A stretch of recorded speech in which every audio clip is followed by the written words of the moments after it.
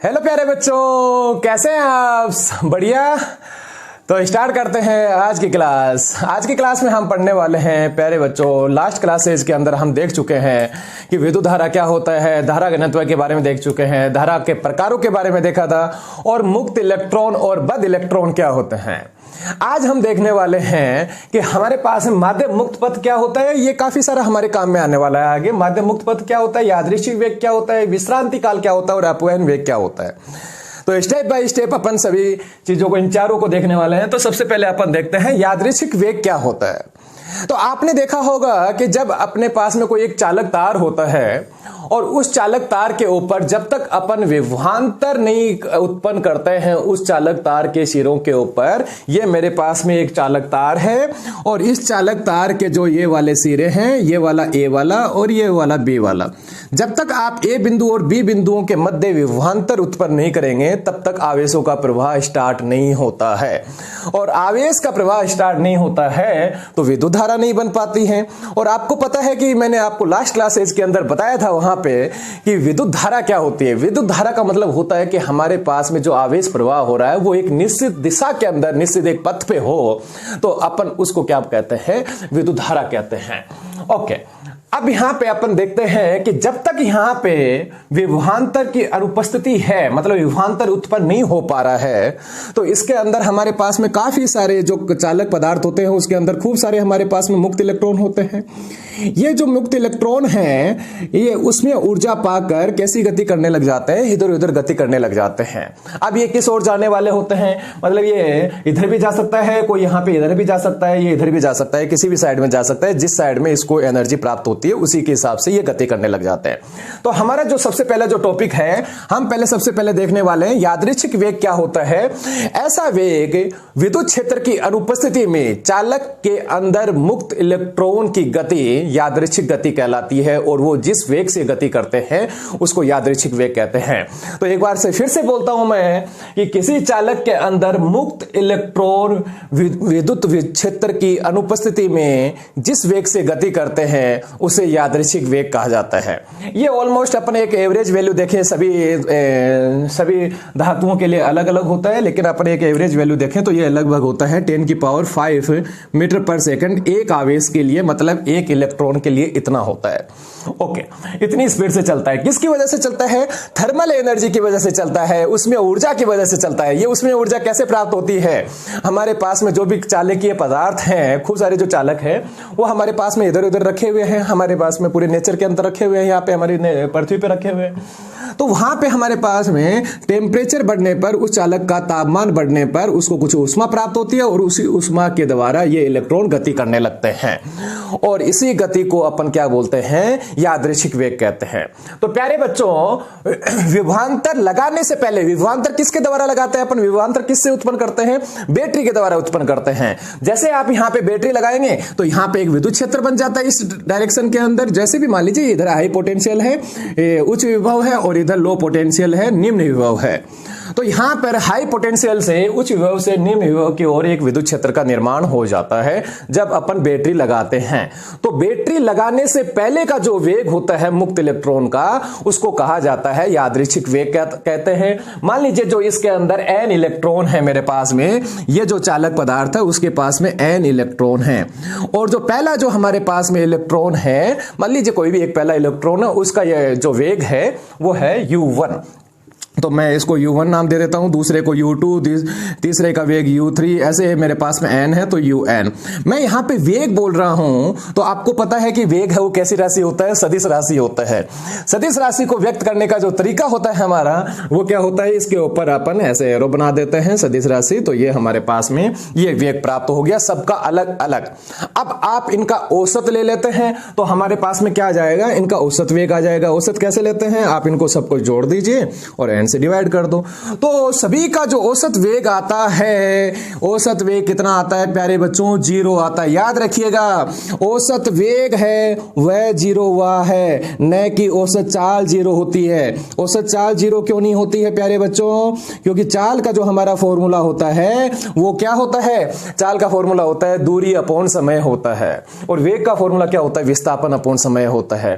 तो यहां पे जो मेरे पास में जो इलेक्ट्रॉन है वो कोई यहां पे जाएगा, उसके बाद में यहां से टकरा टकरू के वापस से यहां पहुंच गया, तो उसका विस्थापन कितना हो गया, 0 हो गया। आप उसका एवरेज लेंगे, औसत लेंगे, तो वो अपने पास में कितना आने वाला है, उसका औसत विस्थापन की वैल्यू 0 होगी। और विस्थापन 0 हो जाएगा तो वेग भी क्या हो जाएगा, 0 हो जाएगा। औसत वेग 0 हुआ है, लेकिन अपन ऐसे नॉर्मली किसी भी आवेश की ऐसे बात करें कि ये आवेश कितने वेग से चल रहा है, तो उसका वेग कितना होता है, 10⁵ मीटर पर सेकंड होता है। लेकिन पूरे का औसत मान निकालें तो हमारे पास में कितना आ जाता है, 0। कहने का मतलब इंग्लिश में बोलेंगे तो नेम क्या हो जाएगा, रैंडम मोशन। रैंडम मोशन का मतलब कोई इधर जा रहा है, कोई इधर जा रहा है, सब सारे मिल मिला के वो क्या कर रहे हैं, एडजस्ट होके वहीं पे घूम रहे हैं। मतलब मेले के अंदर जब अपन लोग घूमने जाते हैं वहां पे, तो कोई लोग इधर जा रहा है, कोई आइसक्रीम खाने जा रहा है, कोई इधर जा रहा है, सब घूम फिर के वहीं पे घूम रहे हैं। उसी वो ही जो हमारे पास में एरिया है, वो जो क्षेत्रफल है, उसी के अंदर सभी लोग हैं वो चक्कर लगाते जा रहे हैं। ठीक है प्यारे बच्चों, ओके। अब इसके बाद में अपन बात करते हैं, नेक्स्ट है अपना माध्य मुक्त पथ। यादृच्छिक वेग के बारे में अपन बात कर चुके हैं, अगला पढ़ने वाले हैं माध्य मुक्त पथ क्या होता है। माध्य मुक्त पथ होता है, आप नाम से डिफाइन हो रहा है, मुक्त पथ ऐसा पथ है जिसके अंदर इलेक्ट्रॉन किसी से टकराए नहीं। मतलब कहने का मतलब ये हुआ कि ये वाला जो मेरे पास, थोड़ा सा बड़ा डायग्राम बनाता हूं कि यहां पे एक इलेक्ट्रॉन है, ये इलेक्ट्रॉन यहां से अपने उसमें ऊर्जा के कारण, जैसे इसको उसमें ऊर्जा मिली तो ये कैसे गति करने लगता है, तो इसके पास में कौन सी ऊर्जा होती है, गतिज ऊर्जा होती है। तो यहां पर ये गति करते हुए कहीं मान लीजिए इसको आगे एक दूसरा मुक्त इलेक्ट्रॉन मिला, उससे टकराया, तो यहां वाला ये वाला जो पाथ होता है, दो कर्मागत टकरों के मध्य की दूरी, दो कर्मागत टकरों के मध्य की दूरी मुक्त इलेक्ट्रॉनों के लिए क्या कहलाता है, इसी पाथ को कहा जाता है प्यारे बच्चों माध्य मुक्त पथ कहा जाता है। इसे माध्य मुक्त पथ कहते हैं। मुक्त पथ का मतलब यह है इसके अंदर कोई टक्कर नहीं हुई, तो एक इलेक्ट्रॉन यहां से चला और जहां पे जाके वो टकराया, तो वो वाला जो पथ होता है उसको मुक्त पथ बोल देते हैं। और इनका जो एवरेज ले लेते हैं, औसत ले लेते हैं, उसको बोल देंगे अपन माध्य मुक्त पथ कह देंगे। तो किन्हीं भी हमारे पास में कोई भी एक चालक है, उसके दो इलेक्ट्रॉनों के दो कर्मागत टकरों के मध्य दूरी, तय की गई दूरी क्या कहलाती है, माध्य मुक्त पथ कहलाता है। इसको अपन लैम्डा से व्यक्त करते हैं, तो लैम्डा से व्यक्त करते हैं तो इसका फॉर्मूला हो जाता है कुल दूरी अपॉन कुल समय है, जो भी वहां पे अपने पास में समय लगा है उससे आप डिवाइड कर दीजिए, तो कुल दूरी सॉरी टकरों की संख्या, टकरों की संख्या, तो लैम्डा इज इक्वल टू कितना हो जाता है, कुल दूरी अपॉन टकरों की संख्या। तो हमारे पास में लैम्डा, आप माध्य मुक्त पथ की बात करते हैं तो माध्य मुक्त पथ क्या होता है, दो कर्मागत टकरों के मध्य का जो पथ होता है उसको कहा जाता है माध्य मुक्त पथ कहा जाता है। आप इसका औसत मान ले लेंगे तो हमारे पास में फॉर्मूला हो जाता है लैम्डा इज इक्वल टू कुल दूरी अपॉन टकरों की संख्या। इसके बाद में अपन बात करते हैं, नेक्स्ट है हमारे पास में विश्रांति काल। विश्रांति काल क्या होता है, मतलब ऐसा काल जिसके अंदर, ऐसा टाइम जिसके अंदर शांति बनी रहे। शांति बने रहने का मतलब यह है कि कोई भी किसी से टकराए नहीं।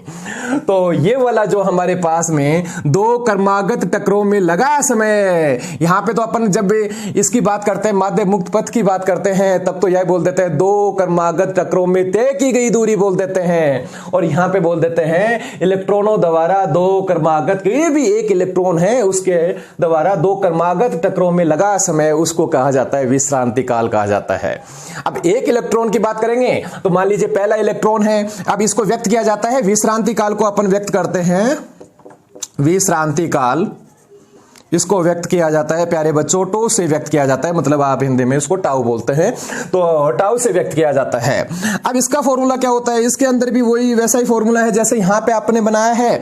यहां पे बन जाता है कुल समय अपॉन टक्करों की संख्या, ये लीजिए, ये इसके लिए फॉर्मूला बन जाता है।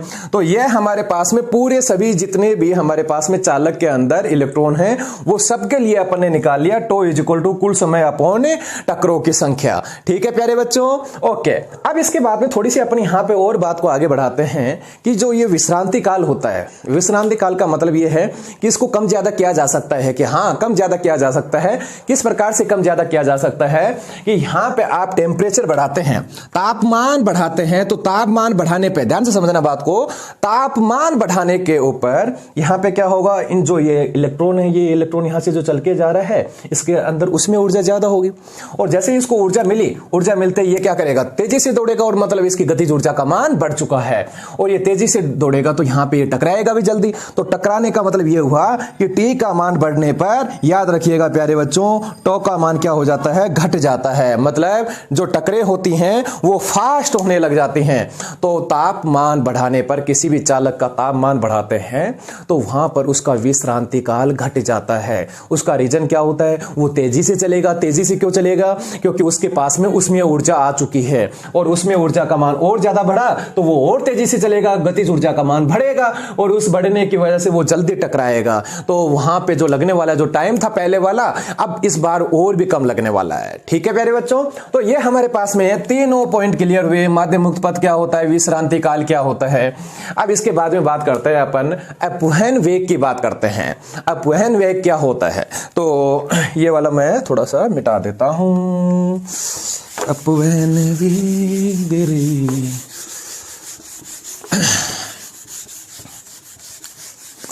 ओके, अगला टॉपिक है अपना अपवहन वेग। ये देखिए मेरे पास में कोई एक चालक है, ये चालक और ये चालक, और इस चालक के ऊपर, इस चालक की जो लंबाई है वो स्मॉल एल लंबाई है, यहां से लेकर यहां तक की लंबाई स्मॉल एल, और ये वाला जो सिरा है इसको मैं बैटरी के धनात्मक सिरे से कनेक्ट करवा देता हूं और इसको ऋणात्मक से कनेक्ट करवा देता हूं। तो आपको पता है धनात्मक वाला तो उच्च विभव पे होता है, ऋणात्मक वाला निम्न विभव पे होता है। ओके, अब यहाँ पे जैसे आप धनात्मक और ऋणात्मक विभव लगाएंगे तो यहाँ पे तो कौन सा होगा हमारे पास में, पॉजिटिव, मतलब उच्च विभव, और इस साइड में निम्न विभव। आपको पता है प्यारे बच्चों कि जो विद्युत क्षेत्र की जो डायरेक्शन होती है वो कैसे होती है, उच्च विभव से निम्न विभव की ओर होती है। तो उच्च विभव इस साइड में, निम्न विभव इस साइड में, तो मतलब विद्युत क्षेत्र हमारे पास में कुछ ऐसा बनेगा। ये बाह्य विद्युत क्षेत्र। मुक्त इलेक्ट्रॉनों की संख्या चालकों के अंदर काफी ज्यादा होती है, तो मैं कहता हूं कि यहां पे ये एक मेरे पास में मुक्त इलेक्ट्रॉन, एक ये रहा, कुछ ज्यादा की बात नहीं करते हैं, 2-4 की बात करते हैं। तो ये जो इलेक्ट्रॉन है, ध्यान से समझिएगा, ये इलेक्ट्रॉन विद्युत क्षेत्र की दिशा में जाएगा कि या इसके विपरीत दिशा के अंदर गति करेगा। आपको पता है इलेक्ट्रॉन पे कौन सा चार्ज होता है, नेगेटिव आवेश होता है। नेगेटिव आवेश होता है तो यहां पे जो इस पे लगने वाला जो बल होगा वो किस डायरेक्शन में लगेगा, आपको पता है F = एक फॉर्मूला होता है Q नोड E। मतलब ये जो हमारे पास में टेस्ट चार्ज होता है जिसमें बल लगाया जाता है वो वाला होता है Q नोड होता है। तो यहां पे हमारे पास में ये जो इलेक्ट्रॉन है, इलेक्ट्रॉन का आवेश कितना होता है, F = E होता है। और आप विथ वेक्टर लिखना चाहते हैं, सदिश रूप में लिखना चाहते हैं तो ऐसा लिखेंगे और ये माइनस आ जाएगा। ये क्या कह रहा है, ये कह रहा है कि भैया जी ये जो हमारे पास में जो इलेक्ट्रिक फील्ड है उसके विपरीत दिशा में इलेक्ट्रॉन पे बल लगेगा। तो विपरीत दिशा में कैसे लगेगा, इस डायरेक्शन में लगेगा, मतलब इस डायरेक्शन में इन पे बल लगा। तो कहने का मतलब ये जो हमारे पास में इलेक्ट्रॉन हैं वो किस ओर गति करते हैं, हमेशा याद रखिएगा, लो पोटेंशियल से हाई पोटेंशियल की ओर, निम्न विभव से उच्च विभव की ओर गति करते हैं, या ऐसे कह सकते हैं विद्युत क्षेत्र की विपरीत दिशा में गति करता है ऋणात्मक आवेश। ओके, अब यहां पे जैसे ये गति करने लगे तो इनकी गति है जो पहले जो गति चल रही थी जब बैटरी अपन ने इससे कनेक्ट करवाई थी, उससे पहले जो गति चल रही थी वो कैसी गति हो रही थी, सारे के सारे जो हमारे पास में यहाँ पे आवेश थे वो कोई इधर जा रहा था, कोई इधर जा रहा था, रैंडम मोशन हो रखा था, मतलब यादृच्छिक गति हो रखी थी, कोई इधर जा रहा है, कोई इधर जा रहा है। अब कैसी गति हो रही है, सारा का सारा जो आवेश है वो एक नियमित पथ पर एक निश्चित दिशा के अंदर गति कर रहा है। तो जब भी हमारे पास में एक निश्चित दिशा के अंदर आवेश गति करने लग जाता है तो प्यारे बच्चों वहां पे क्या बन जाती है, विद्युत धारा बन जाती है। और विद्युत धारा कैसे बनती है, आपको पता है कि विद्युत धारा का जो प्रवाह होता है वो उच्च विभव से निम्न विभव की ओर। तो पक्का याद रखिएगा प्यारे बच्चों, विद्युत धारा की जो दिशा होती है वो होती है high potential to low potential, और जो इलेक्ट्रॉन की गति की जो दिशा होती है, इलेक्ट्रॉन किस ओर गति करते हैं, low potential to high potential. यहां तक कोई दिक्कत किसी को? ओके, तो इसी प्रकार से हमारे पास में विद्युत धारा है वो इस चालक के अंदर स्थापित हो पाई। अब बात करते हैं कि अपवहन वेग क्या होता है। अपवहन वेग होता है कि विद्युत क्षेत्र की उपस्थिति में, वहां पे जब अपन ने डेफिनेशन बनाई थी इसकी, यादृच्छिक वेग की बनाई थी, तब अपन ने बोला था विद्युत क्षेत्र की अनुपस्थिति में इलेक्ट्रॉनों का वेग, मुक्त इलेक्ट्रॉनों का वेग यादृच्छिक वेग कहलाता है। यहां पे अपवहन वेग की डेफिनेशन बना रहे हैं, तो हम कह रहे हैं कि बाह्य विद्युत क्षेत्र की उपस्थिति में, ध्यान से सुनिएगा, बाह्य विद्युत क्षेत्र की उपस्थिति, या आप ऐसे कह सकते हैं विभवांतर की उपस्थिति या बैटरी की उपस्थिति में मुक्त इलेक्ट्रॉनों का वेग यादृच्छिक वेग कहलाता है। तो कहने का मतलब बैटरी लगाने से पहले का वेग यादृच्छिक वेग, और बैटरी लगाने के बाद का जो वेग होता है उसको कहते हैं अपवहन वेग कहते हैं। ओके प्यारे बच्चों, अब ये जो अपवहन वेग होता है इसको इंग्लिश में बोल देते हैं ड्रिफ्ट वेलोसिटी बोल देते हैं, ड्रिफ्ट वेलोसिटी। ओके, अब ड्रिफ्ट वेलोसिटी, ड्रिफ्ट का मतलब क्या होता है? जैसे ये हमारे पास में ये चालक है, थोड़ा सा अलग से समझते हैं, इस बात को और ज्यादा क्लियर करते हैं। जैसे ये इलेक्ट्रिक फील्ड इधर बना हुआ है और यहां पे जो मेरे पास में इलेक्ट्रॉन है, यहां पे जो इलेक्ट्रॉन है, ये इलेक्ट्रॉन है, ये इलेक्ट्रॉन है। अब ये इलेक्ट्रॉन ऐसे स्थिर अवस्था में तो बैठे नहीं है, मैंने आपको पहले से बता रखा है कि इनके पास में उसमें ऊर्जा है, और किसी के पास में उसमें ऊर्जा है तो वो वहां पे क्या करने वाला है? गति करने वाला है। अब गति करने वाला है तो ये रैंडमली किसी भी और गति कर रहे हैं। तो ये वाला मान लीजिए ऐसे चल के इस ओर जा रहा था, ये वाला ऐसे जा रहा था, ये वाला ऐसे जा रहा था बोला है मैंने, जा रहा था। कब? बैटरी लगाने से पहले ये जाना इस ओर जाना चाहते थे, ऐसे जा रहे थे मतलब। ओके, और जैसे ही आपने बैटरी लगाई तो बैटरी लगाते मान लीजिए ये वाला यहां तक पहुंचा, यहां तक पहुंचते इस पे क्या लगा? बल लगा। अब बल लगा तो ऐसे तो है नहीं कि ये झटके से ऐसे इधर मुड़ेगा, क्योंकि इसके कुछ गति की डायरेक्शन है। प्यारे बच्चों, इसके ये जो जा रहा है उस साइड में इसका वेग है, तो कोई भी गतिशील जो हमारे पास में वस्तु होती है उसको आपको मोड़ना होता है, तो वहां पे आपको उसका जो पथ बनता है वो कैसा बनता है? थोड़ा सा ऐसे घूम के बनता है, परवलयाकार पथ बनता है कुछ ऐसा। तो यहां पे ये ऐसे घूम के ऐसे आएगा। तो जब तक ये यहां पे पहुंचने वाला था इस वाले पॉइंट पे, तब तक वो यहां पहुंच गया। तो इसी को कहा जाता है ड्रिफ्ट, कहा जाता है ड्रिफ्ट हो गया। मतलब ये यहां से लेकर यहां तक कितने समय में पहुंचेगा, उसी को कहा जाता है ड्रिफ्ट वेलोसिटी, अपवहन वेग कहा जाता है। ओके, अब ये वाला कैसे जाएगा? ये मान लीजिए यहां था तो यहां पे थोड़ा सा ये इधर हो जाएगा, और ये वाला इधर जा रहा था तो यहां पे घूमेगा इधर। ये मान लीजिए यहां पे पहुंच गया तो ये यहां से यहां तक ड्रिफ्ट हो गया, और ये यहां से यहां तक ड्रिफ्ट हो गया। इसी को कहा जाता है ड्रिफ्ट वेलोसिटी कहा जाता है। तो आप सभी लोग सभी के क्लियर हो गया होगा कि अपवहन वेग क्या होता है? बाह्य विद्युत क्षेत्र की उपस्थिति में मुक्त इलेक्ट्रॉनों का वेग अपवहन वेग कहलाता है। और ये जो गति होती है इसको कह देते हैं अपवहन गति कह देते हैं। ओके, अब अपन बात करते हैं कि इसकी स्पीड कितनी रहती है। तो अपन ने वहां पे बात की थी, तो उसकी तो स्पीड कितनी रहती है कि जो यादृच्छिक वेग होता है उसकी तो स्पीड रहती है 10 की पावर 5 मीटर पर सेकंड, ये रहता है। और इसकी स्पीड रहती है 10 की पावर -4 मीटर पर सेकंड। मतलब अपवहन वेग बहुत कम होता है। जो हमारे पास में विद्युत धारा बनती है और उसके अंदर जो आवेश चल रहा होता है वो बहुत धीरे चल रहा होता है प्यारे बच्चों, इतनी स्पीड में नहीं चल रहा है।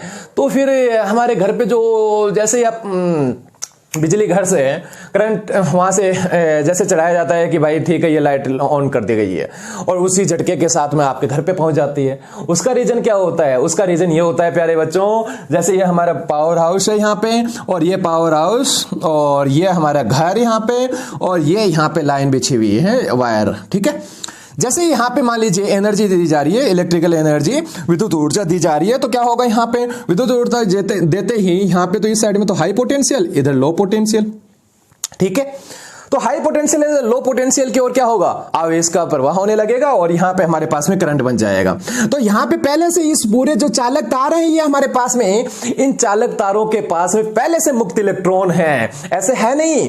एक बात याद रखिएगा, ये क्लियर कर लीजिए, जो बैटरी होती है, कई बच्चों को थोड़ा सा डाउट हो जाता है कि बैटरी होती है वो इलेक्ट्रॉन प्रोड्यूस नहीं करती है, इलेक्ट्रॉन उत्पन्न नहीं करती है।